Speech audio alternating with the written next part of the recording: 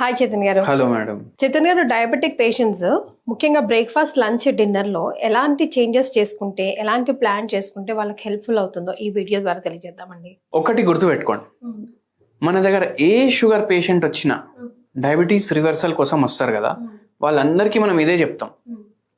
Daily ఒక మీల్లో millet ఉండాలి. ఒక మీల్లో మిల్లెట్ ఉండాలి. ఓకే. జొన్నలు, రాగులు, కొర్రలు ఏదో ఒకటి ఉండాలి. అది ఏ రూపంలో అయినా ఉండాలి. ఒక మీల్లో రైస్ ఉండాలి. ఓకే. అందరు ఏమనుకుంటారు, రైస్ తినొద్దు అనే ఆశ అనుకుంటారు. ఒక మీల్లో మిల్లెట్స్, ఒక మీల్లో రైస్. ఇంకో మీల్ మీరు ఫ్రూట్ అన్నా, సాలెడ్ అన్నా, వెజిటేబుల్స్ పెట్టుకోవాలి. 3 మీల్స్ అయిపోయినాయి కదా. అందరికీ ఇదే చెప్తాం. కానీ వెరీ ఇంపార్టెంట్లీ ఒకటి మీకు చెప్తాను, దాని బదులు ఒక కేసు కూడా చెప్తాను. ఒక పేషెంట్ కూడా ఇట్లనే వచ్చిండ్రు. HbA1c 9 ఉండే. ఓకే. ఏజ్ 40 ఉండే. ఎంత ఉండాలి 40 ఏజ్ కి? 40 ఏజ్ ఉన్నా, ఏ ఏజ్ ఉన్నా, ఇప్పుడు కొత్త ఏవైతే నార్మ్స్ వచ్చినాయి దాని ప్రకారం 5.7 కింద ఉండాలి. ఓకే. అయితే ఏమైంది, మనం చెప్పినాము ఒక పూట జొన్న రొట్టె తినాలి, ఒక పూట మీరు ఫ్రూట్స్ తినాలి, ఒక పూట రైస్ తినండి. సరే, వెళ్ళిపోయినరు. 4 months తర్వాత మళ్ళీ HbA1c చేపిస్తాం మనం. మళ్ళీ 8 వరకే వచ్చింది. నేను అనుకున్నా 6 కిందికి రావాలనుకున్నా. ఓకే.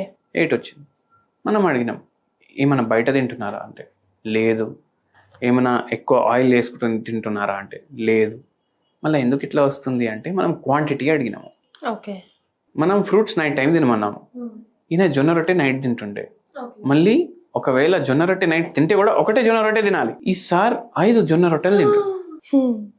5 చాలా ఎక్కువ, చాలా టూ మచ్. అది నైట్ టైం. అయితే ఎందుకు అంత అంటే నాకు ఆకలి అవుతుంది, నేను కంట్రోల్ చేసుకోలేకపోతున్నా అని అన్నారు. అయితే వెరీ ఇంపార్టెంట్లీ ఏంటంటే మీరు ఏ ఫుడ్ తిన్నా దాంట్లో మనకు క్యాలరీస్ గురించి ఐడియా ఉండాలి. డెవలప్ నేషన్స్ ఉంటాయి కదా, US, UK, ఆడ చిన్న చిన్న పిల్లలకి స్కూల్లో నేర్పిస్తారు ఇది తింటే నీ క్యాలరీలు అనేసి. మన దగ్గర అది నేర్పియారు. కడుపు నిండాలనే చూస్తామే. కడుపు నిండా తిన్నారా లేదా అని ఆలోచిస్తారు అందరు. అవునండి. ఇక్కడ వరకు తినాలి అనేసి ఉంటుంది. జర లావు ఉంటే అరే హెల్దీ ఉన్నాను అనేసి అనుకుంటారు.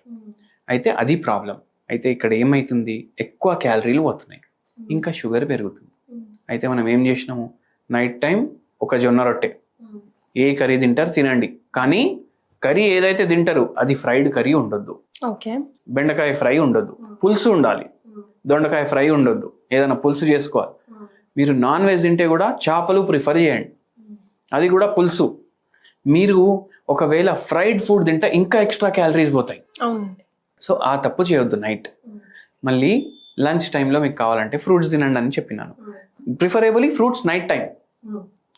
అండ్ వెరీ ఇంపార్టెంట్ ఏంటంటే మార్నింగ్ మీరు బ్రేక్ఫాస్ట్ తింటే ఇడ్లీలు కానీ దోశలు కానీ తింటారు కదా, మీకు ఎంత తినాలనిపిస్తే దానికన్నా సగం తినాలి. మార్నింగ్ బ్రేక్ఫాస్ట్లో సగం క్యాలరీలు తీసేసినాము. మధ్యాహ్నం ఏమో జొన్న రొట్టె తింటే దాంట్లో కూడా ఈయన అయితే 5-6 తింటుండే, కానీ 2 తినేటోళ్ళు ఉంటారు మ్యాక్సిమం. దాంట్లో సగం క్యాలరీలు తీసేసినాం. నైట్ టైం ఒక ఫ్రూట్ బౌల్ పెట్టినాము. అయితే 50% క్యాలరీస్ మనం ఫస్ట్ 2 మీల్స్లోకి వెళ్ళి తీసేసినాం. ఫ్రూట్స్లోకి వెళ్ళి కూడా క్యాలరీస్ తక్కువ పోతాయి బాడీలో, అక్కడ కూడా క్యాలరీస్ తీసేసినాం. దాంతోపాటు హోమియోపతి మెడిసిన్స్ ఇస్తాము. అట్లా మనం పేషెంట్కి షుగర్ రివర్స్ చేస్తాము. అండ్ ఇదే బెస్ట్ డయట్ అంట నేను షుగర్ పేషెంట్లకు. ఇన్ బిట్వీన్ ఒకవేళ చీట్ స్నాక్ చేయాలంటే ఒకటి గుర్తు పెట్టుకోండి, రోడ్ మీద నేను పోతుండే నాకు బజ్జీలు దుకాణం కనిపించింది, అక్కడ నేను పునుగులు తినేసిన అనేసి నడవదు. ఎందుకు నడవదు? Full of calories, full of maida.